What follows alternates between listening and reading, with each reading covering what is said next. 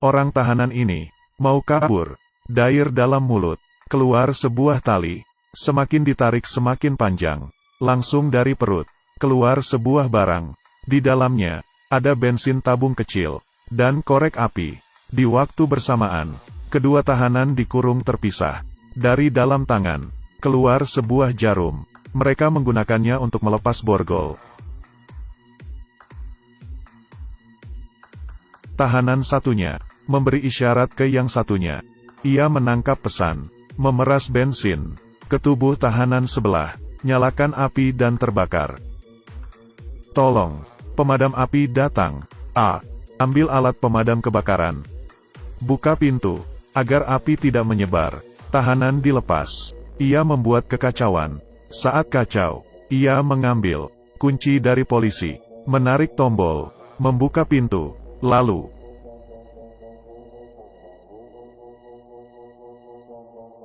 di sisi lain, ia datang ke kokpit, mengambil tangan kopilot, membalik arah, dan menembaknya. Selanjutnya pilot memerintah untuk memberikan pesan, semuanya aman, dan terbang. Selama tangan Laoma ada pistol. Karena itu, ia bisa mengendalikan semua situasi. Selamat datang di penjara.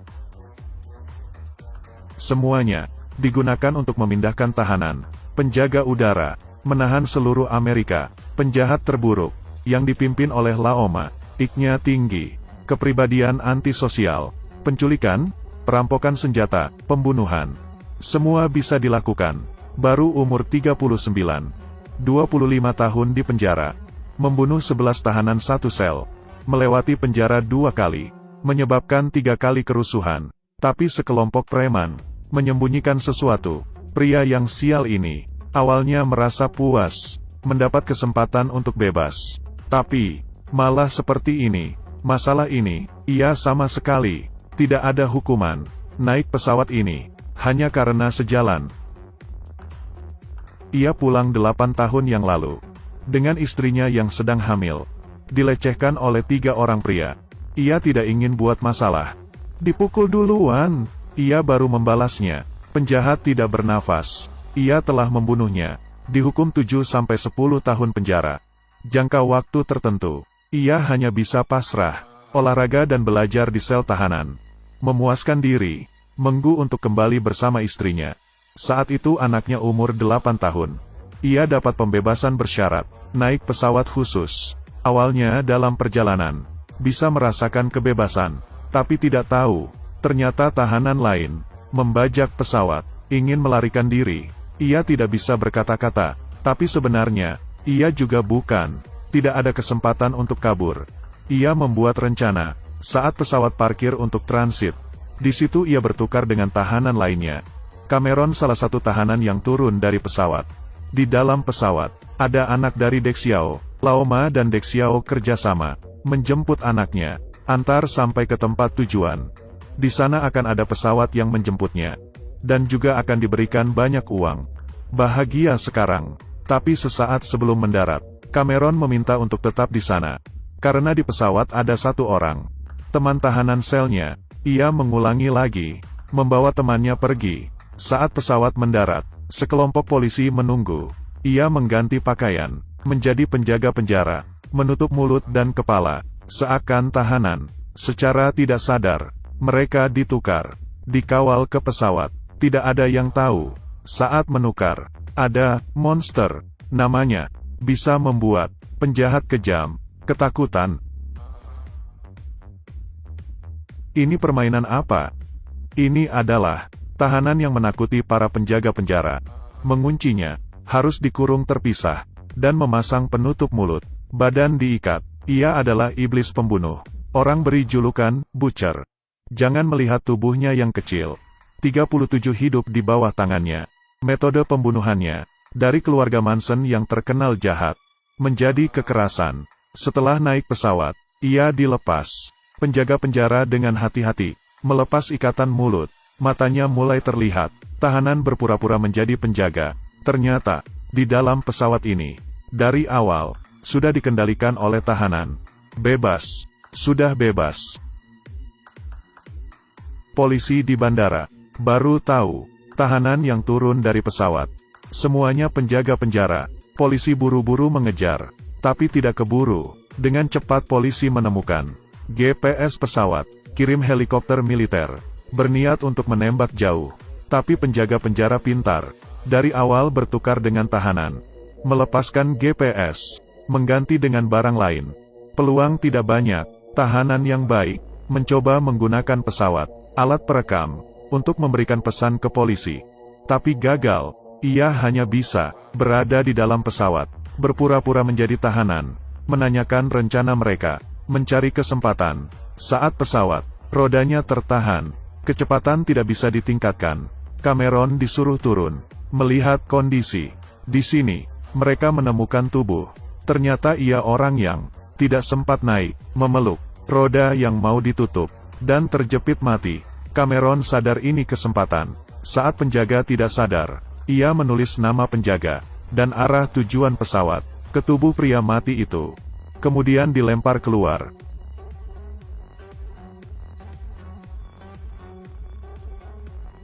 Setelah dapat informasi, tahu keberadaan tubuh itu, ikut arah helikopter. Benar-benar berlawanan, ia beritahu pihak lain untuk putar arah. Mengarah ke Lerner, tapi pilot sombong, keras kepala, hanya percaya dengan mesin. Sinyal yang ditampilkan, mematikan telepon. Saat mendapat keinginannya, kejar dengan mesin, menyadari bahwa ia ditipu. Membawanya jalan-jalan. Sial, tidak dapat dukungan dari polis. Detektif hanya bisa menyetir ke arah bandara, tapi mobilnya rusak. Tunggu lama baru bisa lagi. Ia balik arah lihat, ada mobil baru polisi. Untungnya ada di sebelahnya, dan menyetirnya. Pesawat hampir sampai, tapi tidak melihat siapapun di menara. Tidak ada perintah darat, hampir tertabrak. Saat mendarat menabrak, dan masuk ke dalam tanah. Baru berhenti, saat Laoma keluar dari pesawat. Sama sekali tidak ada orang.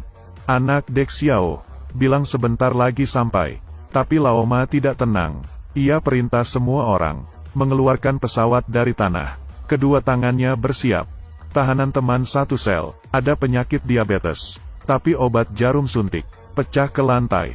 Ia tidak bisa bertahan, hidupnya tinggal setengah. Demi menyelamatkannya, Cameron lari ke pesawat, mencari jarum suntik. Saat dia mencari, tiba-tiba diserang dari belakang. Ternyata sekelompok ini menyergap narkoba di sini. Pesawat juga disembunyikan di sini. Ia hanya ingin putranya kembali. Ia bahkan tidak berencana untuk membuat kesepakatan. Saat krisis, detektif itu muncul bawa pistol.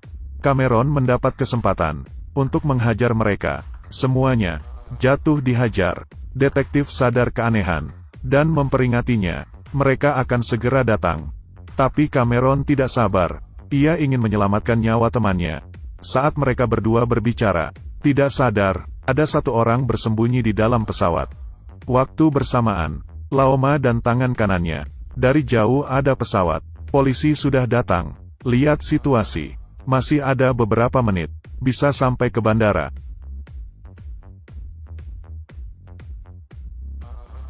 Narapidana dengan sekuat tenaga menarik. Jika pesawat tidak keluar, mereka akan berakhir. Salah satu narapidana berhenti, dan berlari ke persediaan bandara. Ternyata ada orang di sana. Ia ingin kabur sendiri, tapi detektif sadar. Demi menghentikan pesawat, ia ke derek mobil, menarik pegangan. Tiang mobil derek menghancurkan pesawat. Pesawatnya berhenti, menabrak pom bensin. Semua bensin keluar. Laoma datang, tahu ia ditipu. Ia memohon belas kasihan, tapi Laoma tidak peduli, mengambil batang rokok, dan melemparnya.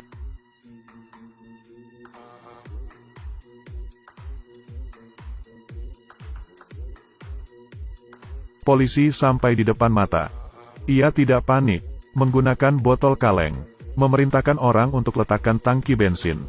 Semua tabung gas dibuka.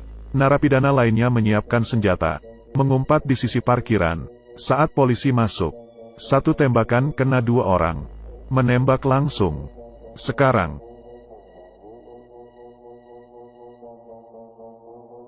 Ledakan mengganggu formasi polisi.